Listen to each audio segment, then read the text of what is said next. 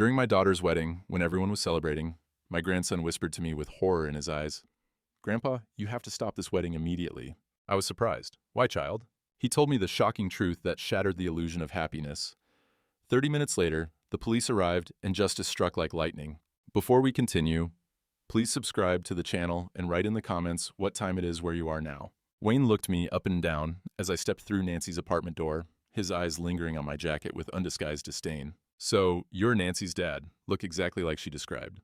Typical suburban pensioner with those traditional views." I extended my hand anyway. "Pleasure meeting you, Wayne." He ignored it completely, instead pulling Nancy close against his side like marking territory. My daughter's cheeks flushed pink as she tried to smooth over the moment. "Dad, come in. Dinner's almost ready." Nancy's voice carried that forced brightness I remembered from her childhood, when she'd broken something valuable. Wayne had already claimed my usual spot, the blue armchair by the window where I always sat during visits. He spread himself across it like he owned the place, expensive watch catching the light as he gestured dismissively at the room. "These old furnishings." He shook his head at Nancy. "Sweetheart, we'll definitely need modern updates after the wedding."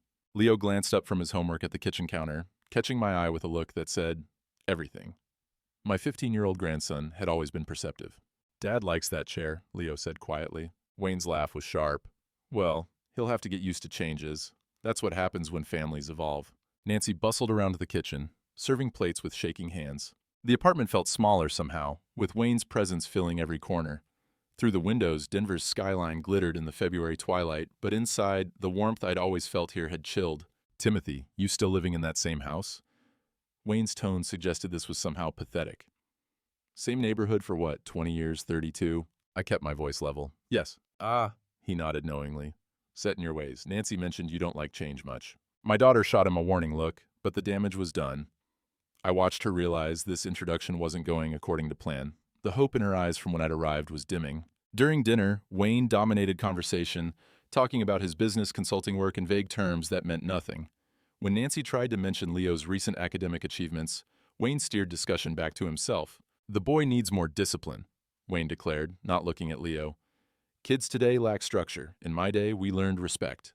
Leo's fork paused halfway to his mouth. Nancy's knuckles whitened as she gripped her water glass. "Leo's a good kid," I said firmly. Wayne's smile never wavered.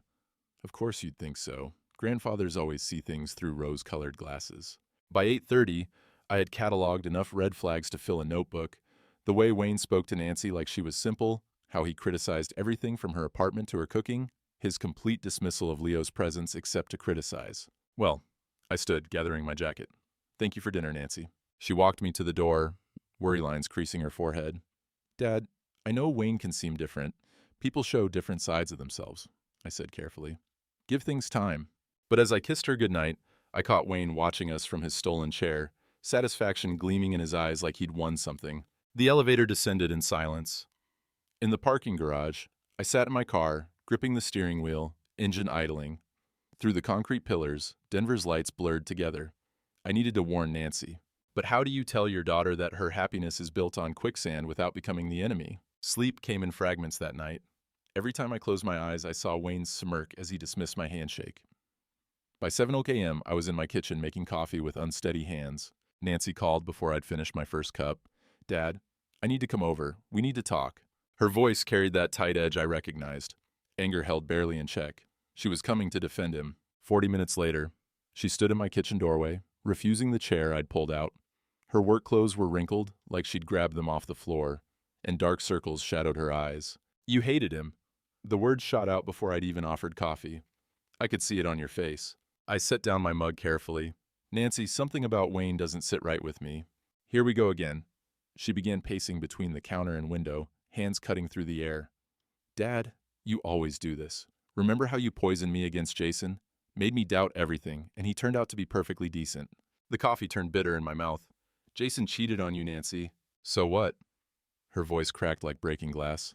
"At least he wasn't some monster you made him out to be. Wayne is different. He loves me." I watched my daughter unravel, the morning sunlight harsh through the bay window. The frost on my garden was melting, water streaming down the glass like tears. "I saw how he treated you last night. How he treated me." Nancy whirled around. "He was nervous. Meeting your father for the first time is intimidating, especially when that father has a reputation for driving away every man who comes near his daughter." My hands found the familiar weight of my coffee mug. I've never driven anyone away. Jason left because of you.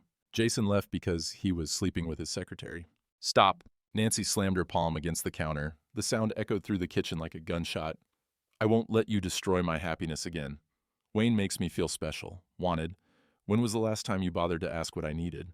The accusation hung between us, sharp as broken china. I thought of all the dinners she'd skipped, all the calls that went to voicemail, all the ways she'd been pulling away since Jason. Nancy, listen to yourself. No, you listen. She grabbed her purse, keys jingling like wind chimes. I'm 42 years old. I don't need Daddy's permission to fall in love. Wayne asked me to marry him, and I said yes. You can either be happy for me, or you can keep your judgments to yourself. The words hit like physical blows. I reached for her arm, but she jerked away. I've made my choice, Dad. Now you make yours. Support me or lose me. The front door slammed with enough force to rattle the teacups in their cabinet. I stood alone in my kitchen, surrounded by the debris of our relationship. My coffee had gone cold. The newspaper lay folded and unread. Outside, a neighbor's dog barked at something unseen. I sank into the chair Nancy had refused, feeling every one of my 68 years settling into my bones. The silence pressed against my eardrums like diving too deep. She was wrong about Jason. I'd never poisoned her against him. I'd simply asked questions she didn't want to answer. But by the time she discovered his affair, the damage was done. She'd stopped trusting my judgment, stopped believing I wanted her happiness. And now here we were again. Same dance, different partner, except this time she'd thrown down an ultimatum: support Wayne or lose her forever. I picked up my cold coffee, then set it down untouched. My reflection stared back from the black surface. An old man who'd lost his daughter twice now, once to a cheater, once to his own honesty. The morning stretched ahead, empty as my kitchen. I needed to think, needed space to figure out how to save my daughter without losing her. My keys sat by the door, where I dropped them last night, when the world still made sense. Time to go somewhere quiet. Time to remember how we'd gotten here. 20 minutes later, I sat on my favorite bench at City Park, watching ducks dive for breakfast in the cold pond. The morning frost was melting under February sun, steam rising from the grass like ghosts of winter. My hands had finally stopped shaking. 8 years. That's how long since Nancy's first marriage imploded. Since I'd watched her world crumble because I'd been too polite to push harder against Jason's red flags. She'd been 34 then, glowing with new love after a string of rebellious boyfriends who'd worried me for different reasons. Jason seemed stable, an accountant with a downtown practice, polite manners, steady income. When he proposed after 6 months, I'd actually felt relieved. The warning signs started small. How Jason would redirect Nancy's attention when she talked to other men, even waiters or store clerks. How he'd developed opinions about her friends. Sarah was too loud, Michelle drank too much, Karen filled Nancy's head with feminist nonsense. Gradually, Nancy stopped mentioning their names. I'd tried subtle questions. Haven't seen Sarah lately. Everything okay? Oh, you know how it is, Dad. We're all so busy.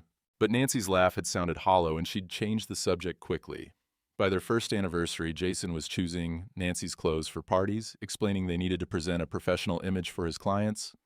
He'd moved them to a house in Littleton, 40 minutes from family and friends. When I'd visit, Jason would hover, interjecting his own interpretations of Nancy's stories. The final confrontation came when 7-year-old Leo had mentioned Uncle Jason's work friends who visited when Mommy wasn't home. Young voices carry truth like church bells. Impossible to ignore once you've heard them ring. I'd found Jason in a Cherry Creek bar 2 nights later with a 26-year-old paralegal from his firm. They hadn't seen me, too absorbed in each other to notice an old man nursing a beer in the corner booth. I'd watched them for 20 minutes, cataloging evidence I didn't want to possess.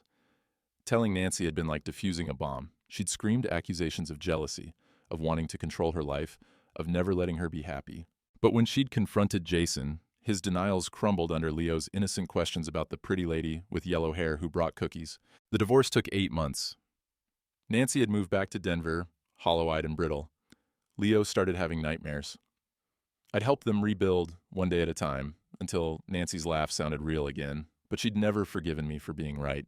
A jogger passed, earbuds blocking out the world, and I envied his simple rhythm, left foot, right foot, no complicated family dynamics to navigate. Wayne's behavior last night mirrored Jason's early patterns, the territorial marking, the subtle dismissals, the way he'd positioned himself as Nancy's interpreter and defender. But this time, Nancy had issued an ultimatum before I'd even voiced concerns. Support me or lose me. Behind me, a maintenance worker gathered fallen branches from the night's wind. Life's debris cleaned up and carted away like it never mattered. But family debris stuck around, composted into resentment and regret. The ducks had finished their diving, now paddling in lazy circles. A mother duck kept her ducklings close, occasionally nudging wanderers back toward safety. Protection looked different from the outside, sometimes like love, sometimes like control. My phone buzzed. Text from Leo. Grandpa, can we talk? Something's weird about Wayne. Smart kid, maybe the smartest of all of us. I stood, brushing frost from my jacket, and scattered my remaining breadcrumbs on the water. The ducks converged eagerly, trusting that what fell from above was nourishment, not poison. Time to listen to the one family member who saw, clearly, unclouded by adult longings and ancient grudges. Time to find out what my grandson had noticed that the rest of us were too blind to see. The walk back to my car felt purposeful for the first time since Wayne's handshake snub. Whatever came next, I wouldn't face it alone. Leo's text had given me something I'd been missing all day. Hope that I wasn't losing my mind. I spent the afternoon in my back garden, pruning the bare rose bushes that lined the fence. February in Denver meant cutting back to the bone, preparing for spring growth that seemed impossible in the frozen ground. The physical work helped clear the morning's argument from my head. Each snip of the shears decisive where my thoughts had been muddled. At 3:30, I heard the familiar thud of Leo's backpack hitting my front porch. He appeared around the corner of the house, still wearing his school uniform, khakis and navy polo, that made him look younger than 15. Granddad, Mom seemed really upset this morning. He picked up a fallen branch without being asked. Did you two argue about Wayne? We had words. I made another cut, watching dead wood fall away.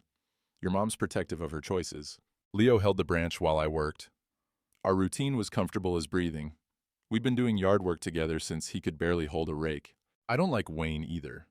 The words came out in a rush, like he'd been holding them in all week. He acts weird when Mom's not around. I paused, pruning shears halfway to the next branch. What do you mean by weird? He goes through our stuff. Leo's voice dropped to almost a whisper. Looks at family photos for a really long time, like he's memorizing them. Always texting someone when he thinks nobody's watching. The shears felt heavy in my hand. Anything else? He has 2 phones, Granddad. Who needs 2 phones? A cardinal landed on the fence post, bright red against the gray afternoon. Even the birds seemed to be listening. When did you notice this?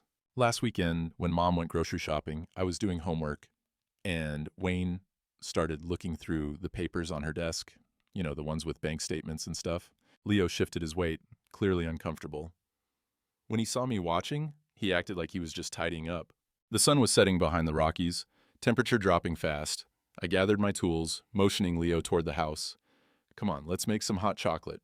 In my kitchen, Leo pulled out his favorite mug, the Denver Broncos one I'd bought him 3 Christmases ago. I heated milk on the stove while he sat at the counter, backpack unzipped, homework forgotten. There's something else. He wrapped his hands around the warm mug when I handed it to him. Wayne asked Mom about your house, how much it's worth, whether you have a good pension. Mom told him it wasn't his business, but he kept pushing. I leaned against the counter, my own mug untouched.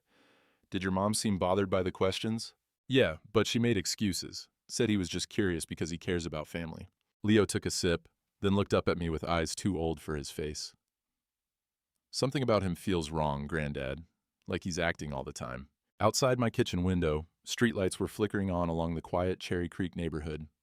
Normal Friday evening, normal houses with normal families having normal problems. But sitting across from my grandson, I felt the weight of something abnormal pressing against us. Leo, I need you to promise me something. What? Don't let Wayne know you've been watching him. Keep doing your homework. Be polite, but pay attention. Can you do that? Leo nodded solemnly. Are you going to tell Mom? Not yet. Right now it's just observations, but if you see anything else, I'll tell you first. He finished his hot chocolate and packed up his homework, mentioning a sleepover at his friend Marcus's house. I walked him to the door, watching him trudge down the sidewalk with his overstuffed backpack, looking like any other teenager heading to spend Friday night playing video games and eating pizza. But he wasn't any other teenager. He was my ally now, my eyes and ears, in a situation I couldn't navigate alone. I stood in my doorway until Leo disappeared around the corner, then closed the door against the February cold. The empty hot chocolate mug sat on my counter, steam still rising from mine. For the first time since meeting Wayne, I didn't feel completely powerless. The house felt enormous after Leo left, every sound amplified by silence. I washed our mugs slowly, running hot water longer than necessary, postponing the moment when I'd have to face the evening alone with my thoughts. 8 o'clock found me pacing the hallway, stopping at the gallery of family photos that lined the wall like a timeline of happier years. Nancy at 5, gap-toothed and grinning on her first day of school. Nancy at 18, cap and gown, the whole world ahead of her. Nancy at 26, radiant in her first wedding dress, Jason beaming beside her like he'd won the lottery. I had been proud that day. Jason seemed stable after Nancy's string of rebellious boyfriends, musicians and artists who'd made my stomach churn with worry. An accountant felt safe, responsible. How wrong I'd been. I moved to the living room, settling into my late wife's favorite armchair. Helen had always said I worried too much about Nancy, that our daughter needed to make her own mistakes to learn from them. Trust her judgment, Timothy. She's stronger than you think. But Helen had been gone 3 years now, and Nancy's judgment seemed to be getting worse, not better. I made myself a cup of tea I wouldn't drink, just needing the ritual of boiling water, steeping leaves, adding honey. Outside my kitchen window, the neighbor's motion light kept flickering on and off as raccoons raided garbage cans. Normal suburban problems. Normal suburban night. Nothing felt normal anymore. Leo's observations played on repeat in my head. 2 phones, going through financial documents, questions about my house value and pension. The pieces formed a pattern I recognized from crime shows Nancy used to love watching. Someone casing a target, gathering intelligence, preparing for something bigger. But what if I was wrong? What if Wayne was just awkward, just curious about the family he was marrying into? What if my distrust of him came from the same place that had made me suspicious of Jason? An old man's jealousy that another man could make his daughter happy. I walked to Nancy's old bedroom, now converted to my office and spare room. Her high school photos still decorated one wall. Prom queen, debate team captain, soccer star. She'd been fearless then, ready to conquer the world. When had she started choosing men who diminished her instead of celebrated her strengths? My phone sat silent on the nightstand. No calls from Nancy, no apology for the morning's harsh words, no bridge offered across the chasm that Wayne had already begun digging between us. The smart thing would be to call her, apologize for interfering, promise to support her choices, keep the peace, stay in her life. But Leo's worried face kept surfacing in my memory, the way he'd whispered about Wayne's strange behavior, like he was afraid someone might overhear. Kids were honest about people in ways adults had trained themselves not to be. I thought about hiring a private investigator, but dismissed the idea immediately. Nancy would see it as the ultimate betrayal if she found out. More evidence of her paranoid father trying to control her life. Back in the living room, I stood at the window overlooking the street where Leo had walked to his friend's house. Porch lights created pools of warmth in the February darkness. Inside those houses, families were settling in for the evening, homework and television and ordinary conversations about ordinary days. I envied them their simplicity. Helen's voice echoed in my memory. Sometimes the most loving thing you can do is step back and let someone fall. Be ready to catch them, but don't prevent the lesson. Maybe that's what Nancy needed, space to discover Wayne's true nature on her own timeline, without her father's interference clouding her judgment. If I pulled back, stopped asking questions, stopped radiating disapproval, maybe she'd start seeing what Leo and I had already noticed. And if Wayne was planning something, financially or otherwise, maybe my distance would make him overconfident, careless, reveal his hand too early. The grandfather clock in my hallway chimed 11:30. Time for bed. Time to let the day's worries settle into whatever wisdom sleep might bring. I turned off the lights and headed upstairs. My decision made. I'd give Nancy the space she'd demanded. Stop voicing concerns. Stop asking pointed questions. Let Wayne think he'd won. But I wouldn't stop watching. And neither would Leo. Sometimes love meant stepping back, but it never meant giving up.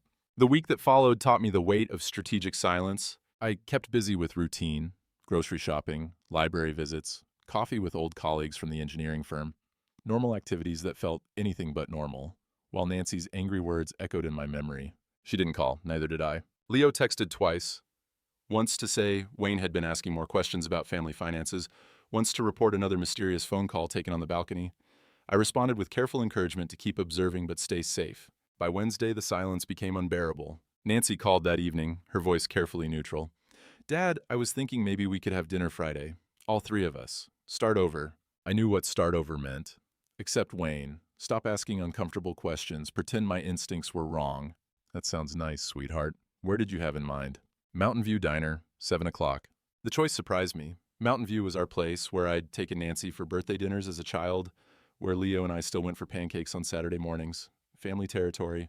Friday evening found me arriving 20 minutes early, choosing a booth along the back wall where I could watch the entrance. The restaurant buzzed with its usual crowd, families celebrating small victories, couples on budget-friendly dates, teenagers sharing milkshakes and dreams. Nancy and Wayne arrived precisely at 7. Wayne immediately took charge of the situation, like a general surveying conquered territory. Timothy, good to see you again. His handshake was firm, possessive, meant to establish dominance. Nancy picked a charming little place, very nostalgic. The word dripped with condescension. I slid into the booth, letting them choose their positions. Wayne positioned himself across from me, Nancy trapped between us like a referee in a boxing match. So, Wayne spread his menu with theatrical flourish. Let's order the best this establishment has to offer. Timothy, what do you recommend for a man with expensive tastes? I kept my voice level. The meatloaf's good. Been getting it here for 20 years. Meatloaf? Wayne's laugh carried no warmth. How wonderfully traditional. Nancy, darling, what about the salmon? I'm sure it's adequate. Our waitress, Betty, had been working here since Nancy was in elementary school. She recognized the tension immediately, her professional smile tightening as Wayne ordered wine from their limited selection, complaining loudly about vintage options. Dad, Nancy jumped in quickly. Wayne and I have been talking about the wedding, making some exciting plans. The venue alone will cost $12,000, Wayne announced, like money spent on Nancy was money invested in him. Plus catering, flowers, photographer, we're looking at $30,000 minimum for a proper celebration. The number hung between us like a challenge. I sipped my coffee, waiting. Of course, Wayne continued. Nancy's salary at the marketing firm is decent, but hardly sufficient for the kind of wedding she deserves. A woman should feel like a princess on her special day. Nancy's cheeks flushed pink. Wayne, we talked about keeping things modest. Nonsense. Wayne's voice carried across 3 nearby tables. I won't have my bride settling for some budget ceremony. Timothy, we know you're well off. Nancy told me about your pension and savings. Surely you want your only daughter to have a memorable wedding. The manipulation was textbook, public setting to prevent scenes, emotional pressure through Nancy's happiness, financial assumptions based on secondhand information. I felt every eye in the restaurant assessing our little drama. I'm not obligated to fund your wedding. Wayne's mask slipped for just a second, revealing something cold and calculating underneath. Then the charming smile returned, bigger and faker than before. What a miser, Nancy. Does your dad really want you to be happy? Or is he one of those fathers who can't stand seeing another man provide for his daughter? Nancy looked stricken, caught between loyalty and embarrassment around us. Conversations had quieted. Betty approached our table with forced cheer, clearly hoping to diffuse the situation. Everything okay here? Ready to order? Wayne ordered the most expensive entree on the menu. Nancy asked for soup, claiming she wasn't very hungry. I stuck with my usual meatloaf, wondering how many more family dinners would be ruined by the man sitting across from me. Through the restaurant's large windows, Denver's skyline glittered against the February night. The mountains beyond stood eternal and patient, having witnessed countless human dramas play out in their shadow. I thought about Helen, about what she would do in this moment, about Nancy's happiness versus her safety, about the difference between love and enabling. Fine, I said quietly. I'll help with the wedding costs. Wayne's victory smile was immediate and graceless.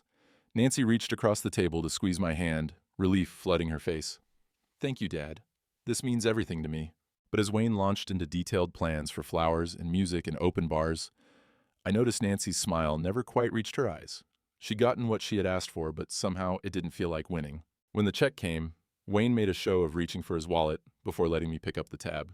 His expensive watch caught the light as he gestured, probably worth more than most people's monthly salary. Walking to our cars in the parking lot, Nancy hugged me goodbye with whispered thanks. Wayne shook my hand again, his grip slightly too firm, his smile slightly too bright.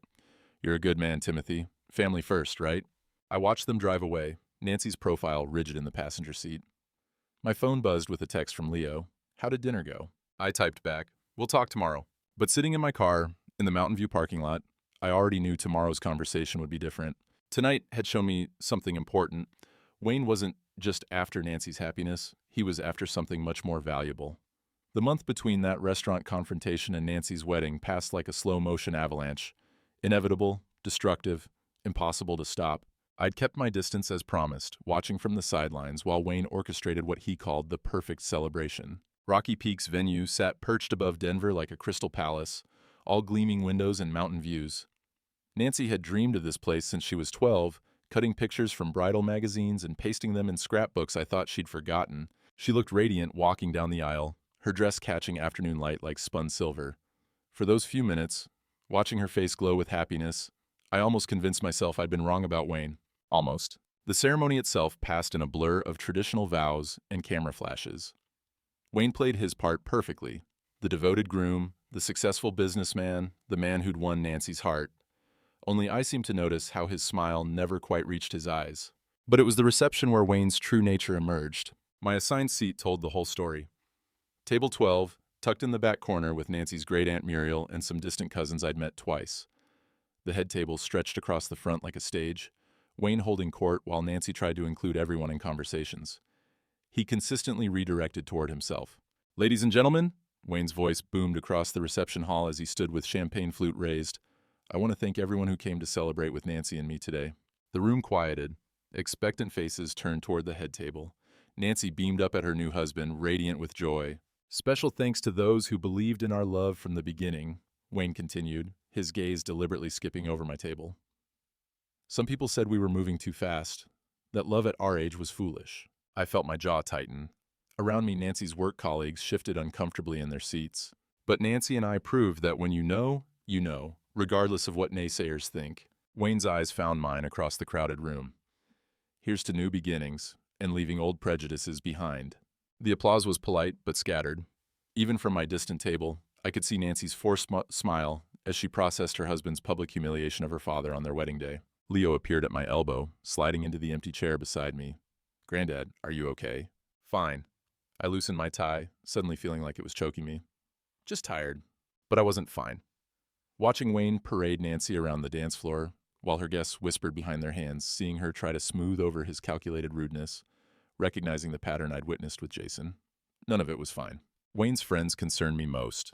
3 men in expensive suits who'd arrived together and spent the entire reception huddled in conversation, occasionally glancing toward Nancy with expressions that made my skin crawl. They didn't look like business colleagues or old friends.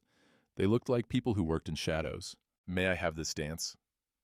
Wayne's voice carried clearly across the room as the band began playing their special song. Nancy melted into his arms like she was exactly where she belonged. But as they swayed together in the center of the dance floor, Wayne's eyes remained fixed on me over Nancy's shoulder. His smile was triumphant, predatory, the look of a man who just closed the biggest deal of his career. Leo gripped my arm suddenly. "Granddad, I need some air. Too stuffy in here."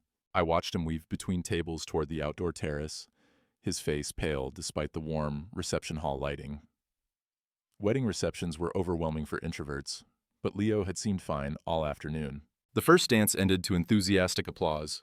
Wayne spun Nancy once more, then dipped her dramatically, playing to the crowd, like a performer who lived for applause. When I looked toward the terrace doors, Leo was nowhere to be seen. Leo burst through the terrace doors like he'd seen a ghost, scanning the reception hall frantically before his eyes locked on mine. He pushed through the crowd of wedding guests, his formal shirt untucked, face flushed with something between panic and rage. "Granddad," he reached my table breathless, "we have to stop this wedding right now." The urgency in his voice cut through the reception noise like a fire alarm. I stood immediately, catching his arm to steady him. "Leo, what are you talking about?" "His real name is William Harrison." Leo's words tumbled out in a whisper shout. "He's a criminal. I heard him talking to those men outside. He was bragging about it." My blood turned to ice water. "That's impossible." He was laughing about taking Mom's money and disappearing. Leo's eyes were wide with terror. "Granddad, he's done this before. In Phoenix, in Seattle, he marries women and steals everything." The reception continued around us. Laughter, clinking glasses, the band launching into another romantic ballad, but I felt like I'd been dropped into a nightmare where everything looked normal, but nothing was real. "Are you absolutely certain about what you heard?" Leo nodded frantically. "I went outside because it was hot in here, and those weird guys Wayne came with were smoking by the big planters. Wayne was with them, and I heard him say, whoa. William Harrison has 3 warrants out for his arrest, but Wayne Harlan is clean as a whistle." My legs felt unsteady.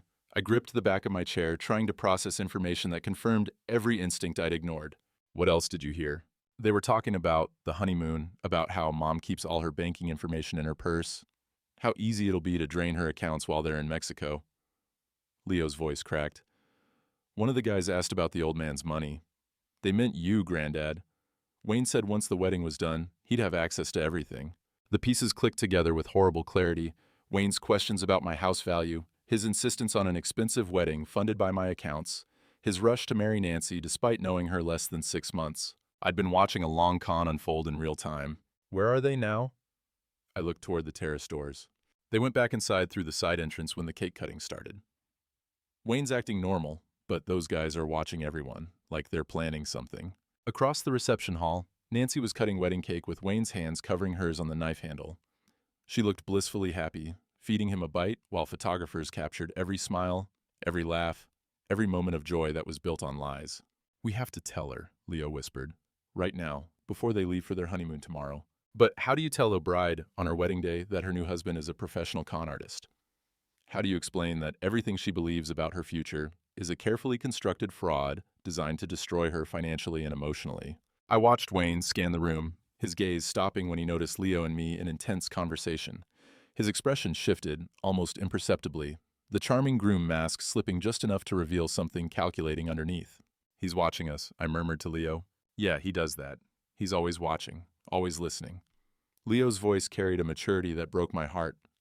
Granddad, what do we do? Mom will never believe us without proof. Wayne whispered something to Nancy, who glanced our way with a concerned expression. Then he began walking toward our table, his public smile bright as stage lights. Leo, Timothy, come join us for cake? His voice boomed across the reception hall. Family should be together for the important moments. But there was steel behind his jovial invitation, and I recognized it for what it was, a command, not a request. Wayne was pulling us back into his orbit before we could become a problem. The trap was closing around Nancy, around all of us, and we were running out of time to stop it. Wayne's approach across the reception hall felt like watching a predator close in on prey. I had maybe 30 seconds before he reached our table. 30 seconds to decide how to handle information that could save or destroy my daughter. Act normal, I whispered to Leo. Don't let him know you heard anything. Leo straightened his tie and forced a smile, but I could see his hands trembling. My 15-year-old grandson was holding family-destroying secrets, and Wayne was walking directly toward us with that politician's grin plastered across his face. There's my favorite in-laws. Wayne's voice carried that false heartiness I'd learned to recognize. Nancy was worried you two looked lonely over here? Behind him, Nancy approached with cake plates, her wedding dress rustling against reception hall chairs. She looked concerned, probably wondering why her father and son were having such an intense conversation during her celebration. Just telling Leo about the good old days, I managed, standing to accept Wayne's aggressive handshake. You know how teenagers love family history. Of course they do. Wayne's grip lingered too long, his eyes searching my face for signs of suspicion. Though sometimes the past is better left buried, don't you think? The double meaning wasn't lost on me. This was a warning delivered with a smile, while wedding guests danced around us. Nancy reached our table with cake, still glowing with happiness. Dad, you look pale. Are you feeling all right? Just tired, sweetheart. Big day. But I wasn't tired. I was terrified. Every minute Wayne remained married to Nancy was another minute he had legal access to her life, her accounts, her trust. Leo's revelation had turned the wedding reception into a countdown to disaster. Actually, Nancy, I was hoping to speak with you privately for a moment. I kept my voice casual, grandfatherly. Nothing serious, just wanted to tell you how proud your mother would have been today. Wayne's hand found Nancy's waist immediately. How sweet. But Nancy's been on her feet all day greeting guests, maybe save the family moments for later. Dad, Wayne's right. I should get back to everyone. Nancy's smile was apologetic but firm. We can talk tomorrow before we leave for the airport. Tomorrow would be too late. By tomorrow, they'd be on their way to Mexico, where Wayne could disappear with Nancy's money, leaving her stranded in a foreign country with no resources and no idea who she'd actually married. Nancy, please, it's important. Something in my tone must have broken through her wedding day euphoria because she paused, really looking at me for the first time all evening. What kind of important? Wayne's grip on her waist tightened almost imperceptibly. Timothy, whatever family business you have can surely wait until it's about your safety, I said quietly, directly to Nancy, about things you need to know before you leave the country. The words hung in the reception hall air like smoke from a fire. Everyone could smell it, but nobody could see.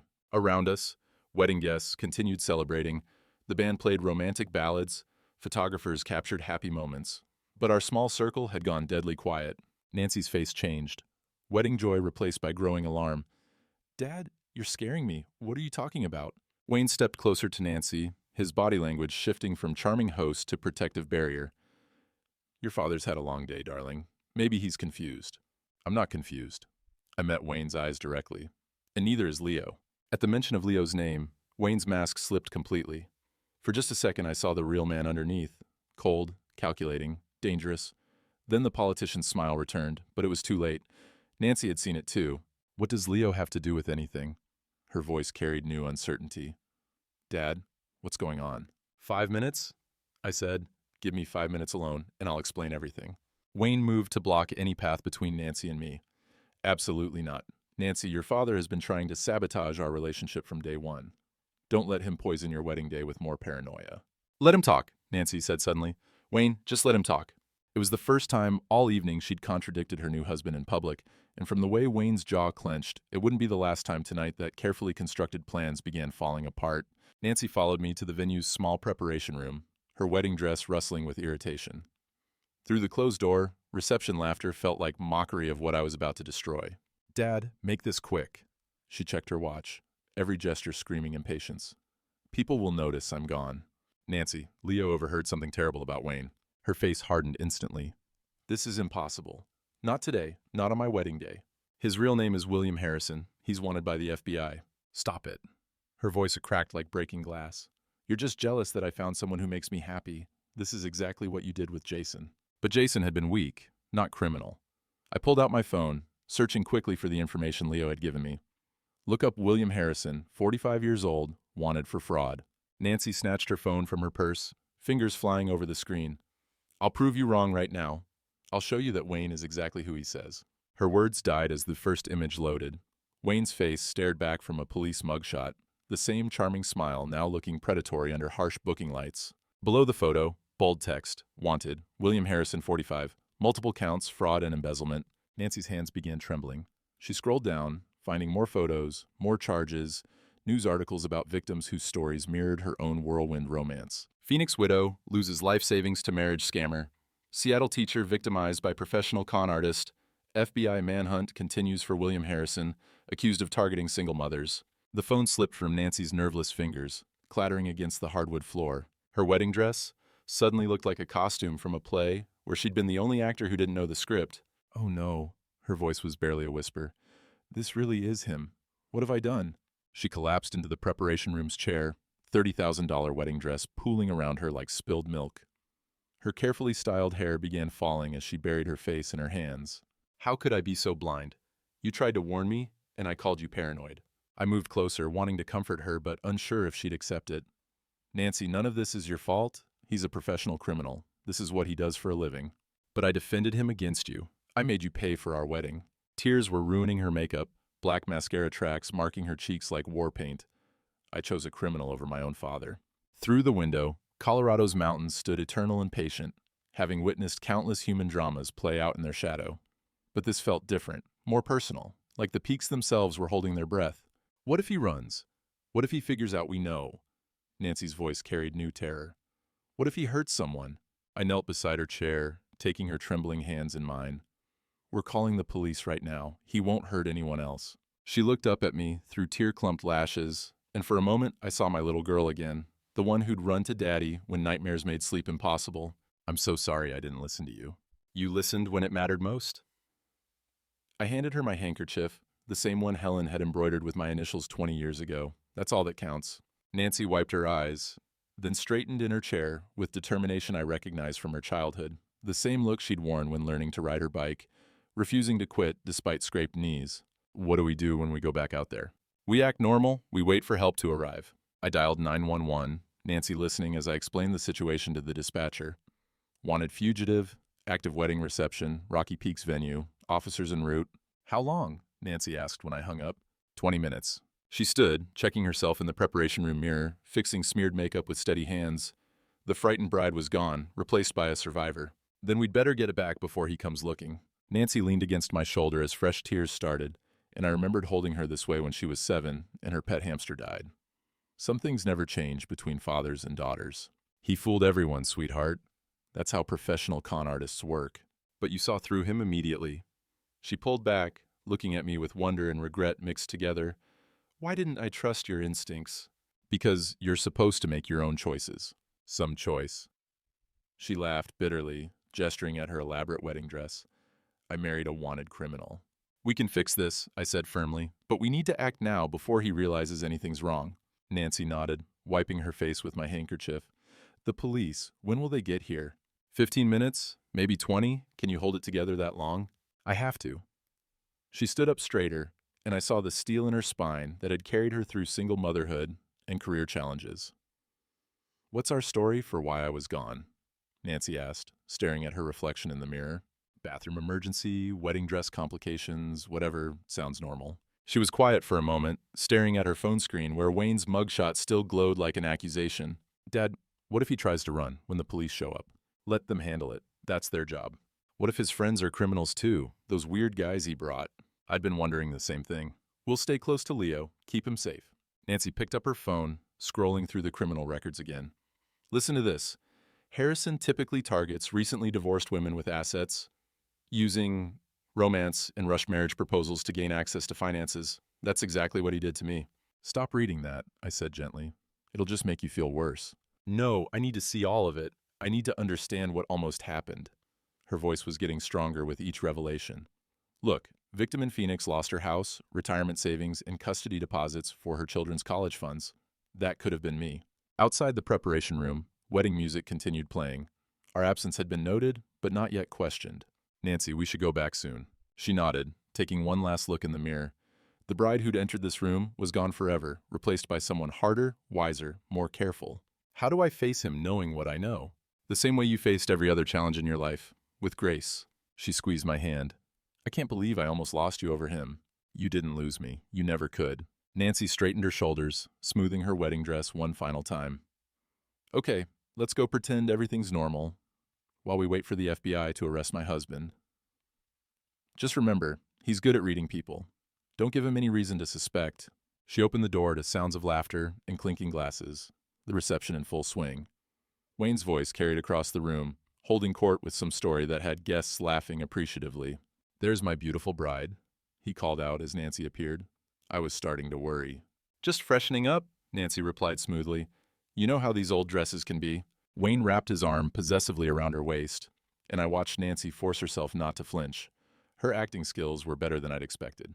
Your father looks tired, Wayne observed, his tone suggesting this was somehow my fault. Maybe all this excitement is too much for him. Dad's fine, Nancy said firmly. Aren't you, Dad? I nodded, playing my part in this suddenly deadly charade. Around us, wedding guests continued celebrating, completely unaware that the groom was a wanted criminal. My phone buzzed with the text. Units approaching venue. Maintain normal appearance. The countdown had begun. 20 minutes of acting normal felt like 20 hours. Nancy played her part perfectly, dancing with Wayne, cutting cake, accepting congratulations from guests who had no idea they were celebrating a lie. Leo appeared at my elbow during the band's So songs. Granddad, is it happening soon? Very soon, I squeezed his shoulder. You did good, kiddo. You saved your mom. Through the venue's large windows, I spotted the first police car pulling into the parking lot without lights or sirens. Professional, discreet, exactly what the situation required. Nancy saw them too. Her smile never wavered, but I caught her almost imperceptible nod. 2 uniformed officers entered through the main doors, moving with the casual confidence of men who'd done this many times before. They approached our family table, where Wayne was regaling guests with another story about his business success. Excuse me, sir. The lead officer's voice was polite but firm. Wayne Harlan? That's me. Wayne's politician smile was bright as stage lights. Officers, is everything all right? I hope we're not too loud for the neighbors. We'd like to speak with you privately, sir. Of course, happy to help. Wayne started to follow them toward the venue's entrance, still playing the cooperative citizen, but the second officer remained close behind, hand resting casually near his handcuffs. They'd done their homework. Near the venue entrance, away from most guests but still visible to our table, the conversation shifted. The lead officer produced a tablet, showing Wayne something that made his confident posture crumble. William Harrison. The officer's voice carried clearly across the now quiet reception. You're under arrest for fraud and embezzlement across multiple states. Wayne's mask finally fell away completely. This is impossible. I'm Wayne Harlan. I just got married. Sir, we have fingerprints from the wine glasses, multiple outstanding warrants. Please turn around and place your hands behind your back. That's when Wayne's survival instincts kicked in. He bolted toward the terrace doors, wedding guests scattering like startled birds. But the second officer was already moving, tackling Wayne before he reached the exit. The wrestling match lasted maybe 10 seconds before Wayne was face down on the polished floor, hands cuffed behind his back, expensive tuxedo rumpled and torn. You have the right to remain silent. As they hauled Wayne to his feet, his eyes found mine across the reception hall, burning with fury and hatred. You did this, old man, he screamed, struggling against the handcuffs. You destroyed everything. You'll pay for this. But his threats felt empty now, the desperate rage of a cornered animal. Nancy stepped forward, addressing the confused wedding guests with remarkable composure. I need you all to know what really happened here today. The man I married is a wanted criminal who was planning to steal my money and disappear. My father and son saved me from the worst mistake of my life. Some guests gasped, others pulled out phones to record, but most just stared in stunned silence. I walked over to Leo, pulling him forward. This young man is the real hero. He overheard the truth and had the courage to speak up. Leo blushed, but stood straighter, accepting handshakes and praise from guests who were still processing the evening's dramatic turn. As they led Wayne out in handcuffs, his 3 suspicious friends had already vanished, probably out the back exits the moment they'd spotted police cars. Nancy removed her wedding ring and handed it to one of the officers. "Evidence," she said simply. The reception hall fell quiet, except for the soft background music that felt absurdly cheerful after such drama. Wedding decorations that had been beautiful an hour ago now looked like props from a play that had ended badly. Leo moved to stand between Nancy and me, and we watched through the windows as Wayne was loaded into a police car, his shouting muffled by closed doors and bulletproof glass. "Is it really over?" Nancy asked. "It's over," I confirmed, putting my arms around both my daughter and grandson. "We're safe now." The police car pulled away, carrying Wayne back to face justice for his crimes. Around us, wedding guests were gathering their things, offering support, and expressing amazement at the evening's revelations. But I was focused on my family. 3 generations united by crisis, stronger now than we'd been in years. Outside the venue windows, the sun was setting behind Colorado's mountains, painting the sky in shades of gold and pink, a beautiful ending to an ugly day. Justice served, family protected, truth revealed. Sometimes that's all an old man can ask for. Wedding guests drifted out in clusters, murmuring about the spectacle they'd just witnessed. Phones buzzed with messages as word spread beyond the venue walls. What was meant to be the happiest day of Nancy's life had turned into a scene out of a crime drama. But inside our small circle, something had shifted. Nancy, Leo, and I stood together, united not by celebration, but by survival. Nancy sank into a chair, shoulders trembling as the weight of it all hit her. Her wedding dress, once a symbol of joy, now looked like shackles she couldn't wait to escape. She tugged at the bodice, pulling in shallow breaths. "Dad," she whispered. "I can't believe how close I came to losing everything. He fooled me completely." I sat beside her, resting a hand on her back. "He fooled everyone, sweetheart. That's his gift. But it ends here." Leo crouched in front of her, his young face etched with concern beyond his years. "Mom, you're safe now. That's what matters." Tears welled in Nancy's eyes. She reached forward, pulling Leo into a fierce hug. "You saved me. If you hadn't hurt him, if you hadn't told Granddad." "I couldn't let him hurt you," Leo said quietly. "I won't ever let anyone hurt you." I felt my throat tighten as I watched them, my daughter and grandson, clinging to each other like lifelines. For years, I'd feared losing Nancy to bad choices, to manipulative men who chipped away at her strength. Tonight, she'd come within inches of destruction. And yet, because of Leo's courage, she was still here. The police re-entered the reception hall, confirming Wayne, William Harrison, was being transported to county jail to await federal custody. They offered condolences for the disruption, but their words were background noise to me. Nancy's colleagues hovered uncertainly, unsure whether to console her or simply leave. Finally, Aunt Muriel tottered over, patting Nancy's hand with frail fingers. "You're stronger than you think, dear. We Morgans don't break easily." Nancy managed a wobbly smile. "Thank you, Aunt Muriel." As the last guests departed, leaving half-eaten cake and wilting flowers behind, the venue staff began quietly dismantling decorations. The fairy tale was over, replaced by harsh reality. Nancy stood slowly, tugging the ring of betrayal from her finger. "I don't want this on me another second." She handed it to one of the officers still on site, repeating with steady clarity, "Evidence." Leo slipped his hand into hers, grounding her. "Let's go home, Mom." "Yes," she whispered, "home." The drive back was quiet. Nancy rode in the passenger seat of my car, still in her wedding dress, veil discarded on the floorboard. Leo sat in the back, his head resting against the window. Denver's city lights blurred past, indifferent to the wreckage of one family's night. Nancy finally broke the silence. "Dad, I owe you an apology." I kept my eyes on the road. "You don't owe me anything. You believed in love. That isn't a crime." "I believed in the wrong man," her voice cracked. "And I accused you of jealousy, of control, when all you were doing was protecting me. I said terrible things." I glanced at her, softened by the sight of my little girl beneath the ruined makeup and smeared mascara. "You said them because you wanted so badly to believe in happiness. That's not a sin, Nancy. That's being human." From the back seat, Leo added, "Granddad was right from the start." "No." Nancy turned, meeting her son's gaze. "Granddad was wise. I just wasn't ready to hear it. But I'll never ignore his instincts again, or yours." We pulled into her apartment complex just after midnight. The building loomed in quiet stillness, unaware that its tenant had escaped catastrophe. Nancy exhaled, her whole body sagging as if she'd been holding her breath for months. "Do you want me to stay?" I asked. "Yes." Her voice was barely audible. "Please." Inside, the apartment felt different. Wayne's presence was gone, yet the memory of him lingered like smoke after a fire. Nancy peeled off her wedding dress, changing into sweats and a loose sweater. She emerged from her room with bare feet, hair undone, face washed clean of makeup. For the first time in months, she looked like Nancy again, my Nancy. Leo had already curled up on the couch, exhaustion written across his face. Within minutes, he was asleep, his steady breathing filling the room.